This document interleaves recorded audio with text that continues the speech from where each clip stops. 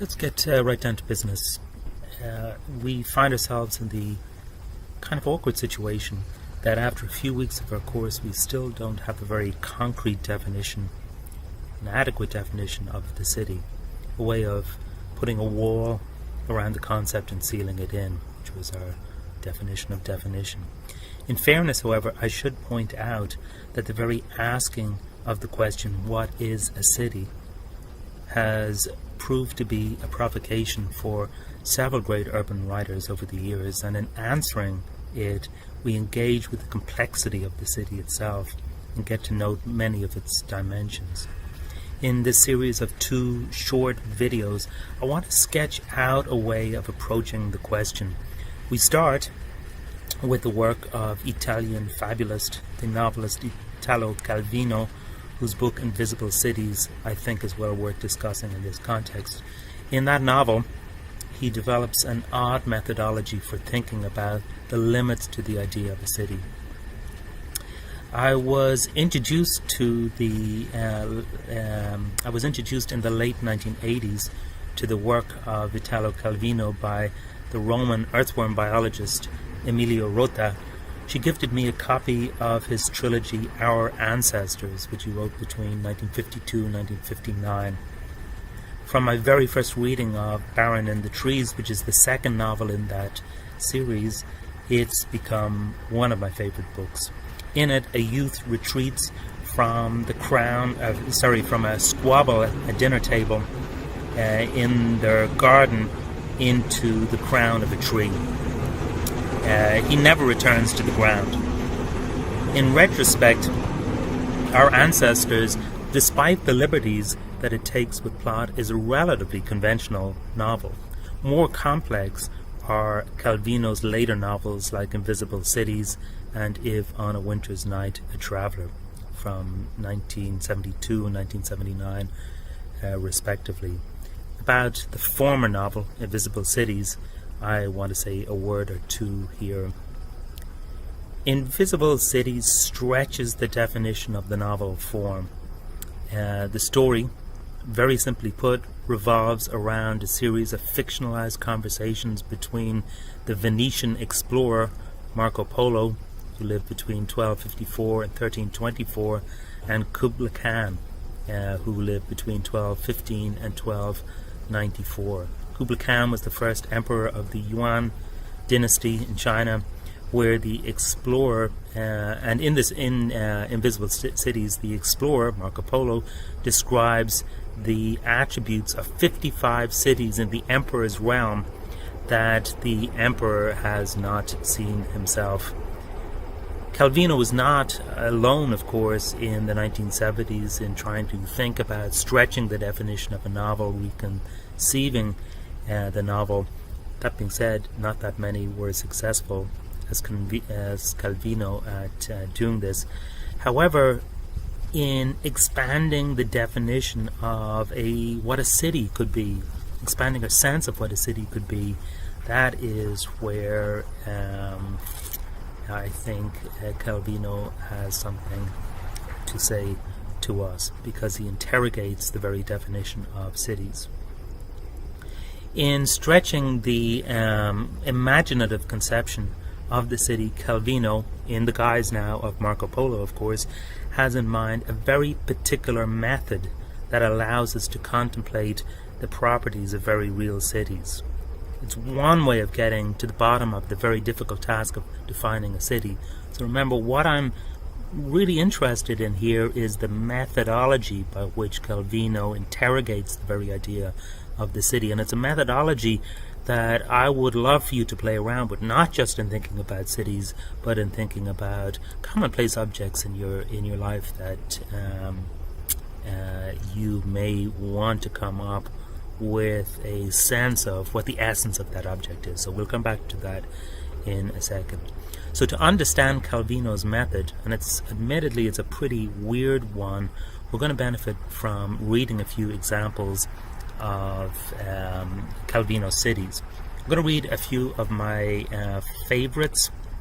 I have 55 cities in all, because there's 55 cities in the book. All of them are interesting. By the way, each of these is named after a woman. There's even a Melania, if you're interested. So, couple of 2 or 3, maybe 4 of these cities I'm just going to read his description of. So this is a description of what Calvino calls thin cities.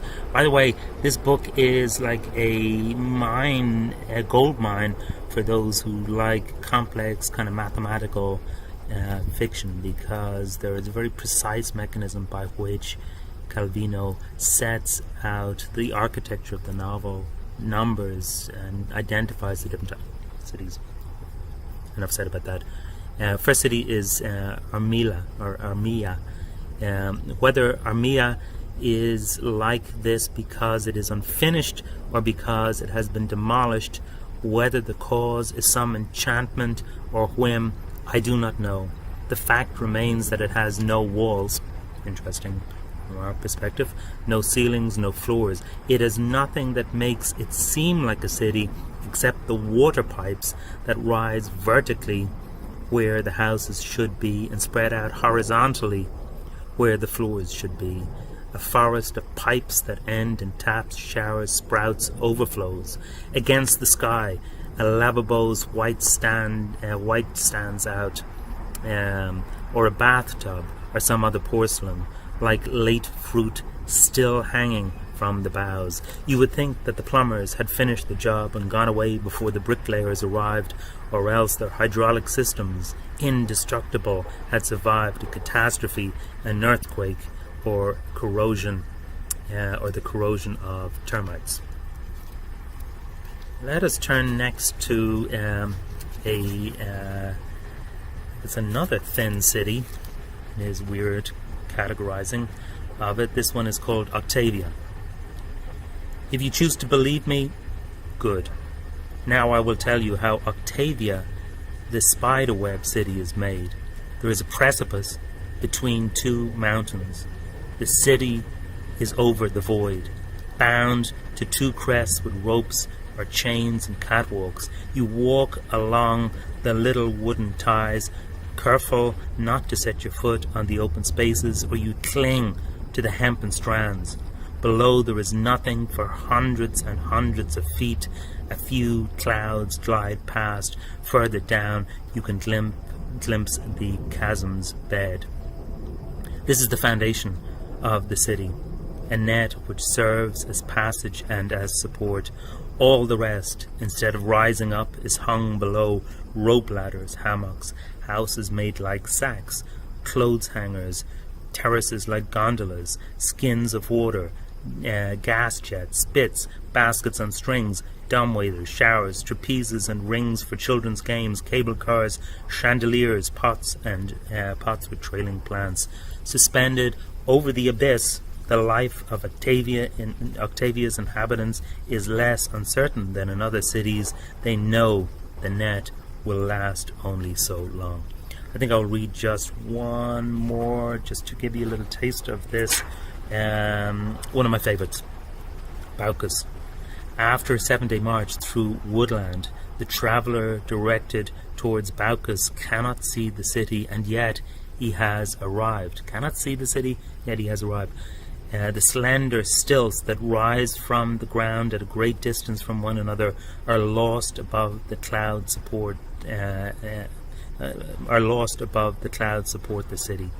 You climb them with ladders. On the ground, the inhabitants rarely show themselves, having already everything they need up there. They prefer not to come down. Nothing of the city touches the earth except those long flamingo legs on which it rests, and when the days are sunny, a pierced angular shadow that falls on the foliage. There are 3 hypotheses about the inhabitants of Baucis. That they hate the earth, that they respect it so much that they avoid all contact, that they love it as it was before they existed, and with spyglasses and telescopes aimed downward they never tire of examining it, leaf by leaf, stone by stone, ant by ant, contemplating with fascination their own absence. So So these are examples. There's others. I'll send you some notes that include another description or two. But I could clearly multiply these examples, and yet until you've read all 55 examples, it's hard to grasp the fecundity of Italo Calvino's genius. On the one hand, not all of these cities seem probable. A city on stilts, a city made of web, and so forth. And yet, for all their concreteness, yet for all of that, there's a concreteness about them that can't be easily dismissed. Indeed, there's an ecological dimension to many of the descriptions that make the writing appealing to both urbanists, architects, and designers. Questions about food, about water, the trading of material goods, the engineering of human habitation abound. That there is this kind of organic connection, organic component in Calvino's writing should not surprise us. Though in his autobiographical writing he dismisses kind of his interest in science. He says, for instance, in one famous quote, "Among my family and relations only scientific subjects were held in honor. I'm the black sheep of the family," as a humanist. And yet there is a clear influence in his writing of his botanist mother, Eva Mameli Calvino, and his agronomist, kind of crop scientist, father, Mario Calvino. It's apparent throughout all of the text. And in fact, Calvino himself trained as an agronomist, as a crop scientist, before he turned to literature. At a pivotal moment, though, in the plot, it's almost at the center of the story itself. Kubla Khan, maybe he's tiring of hearing all of these descriptions of odd cities that he never gets to see, decides that he's going to switch things up. From now on, he says, I'll describe a city to you. In your journey, you're going to see if they exist. So I'll describe a city to you. In your journeys, you will see if they exist. What the emperor has in mind is that he'll describe a very basic model city and then guess at ways in which probable cities might deviate from the norm. So get that. He's saying, let me think of the very essence of a city, then I'm going to add a few features to it, and we'll see if that's a city that can exist. The suggestion provokes this response from Marco Polo, where Marco Polo, Calvino, suggests his own methodology. So Marco Polo himself does in fact have a model of cities in mind. Some people have argued that all of the descriptions, all 55 descriptions of cities in Calvino's work are actually descriptions of Venice, from where Marco Polo hails. But it's not quite true to say that all cities are Venice. It's just a model that he's in mind. But he says this. So Marco Polo says this. I have also thought of a model city, from which I deduce all others. It is a city made only of exceptions, so not the norm with one or two things added, but he thinks only of the exceptions, the exclusions, the incongruities, the contradictions. If such a city is most improbable, by reducing the number of abnormal elements, we increase the probability that the city really exists. So think as bizarrely as possible, and if that no longer seems like a city, just reduce some of the implausibilities and you get to what a city might actually be. He goes on, he says, so I only have to subtract exceptions from my model, and in whatever direction I proceed, I will arrive at one of the cities which always, as an exception, exists. And then he goes on to say, but I cannot force my operation beyond a certain limit. I would achieve cities too probable to be real. Maybe a little smarty pants there. So a city that's so normal that it wouldn't exist. It has no exceptions whatsoever. Listen, we don't need to get all bogged down in this, but Marco Polo's strategy is kind of fun to play with, and it's pretty useful besides. Not only in thinking about the city, but also in thinking about, the limits to our understanding of pretty much every everyday object in our life. But with respect to cities, were you to imagine, a range of peculiarities, you can ask of each of them, could this exist as a city? So a city on stilts, sure, that could exist.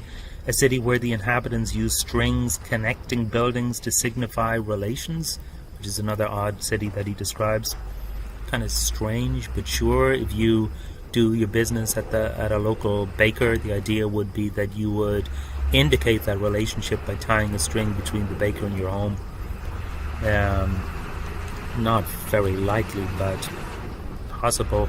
A city underwater with no breathing apparatuses for the people, that's probably not a real city, right? Although, of course, Atlantis, the lost city of Atlantis, comes to mind here. So the method is to imaginatively vary an entity to determine its essential properties. And this is kind of a philosophical method, which is actually much older than the 20th century, but has been described in the 20th century by Edmund Husserl, the phenomenologist, as eidetic reduction. So eidetic reduction. So in eidetic reduction, you can imaginatively vary something to ask whether it departs from the essence of that particular idea. So how much, for instance, could you imaginatively vary a cloud and it remain a cloud? So the notion of a cloud, of course, tolerates a lot of variations in shape. In Shakespeare's The Tragedy of Hamlet, the prince riffs on the idea of a cloud. In an exchange with Polonius, he says, "Do you see yonder cloud that's almost in the shape of a camel?" Polonius responds, "By the mass, and 'tis like a camel indeed." Hamlet says, "Methinks it is like a weasel." Polonius, "It is backed like a weasel."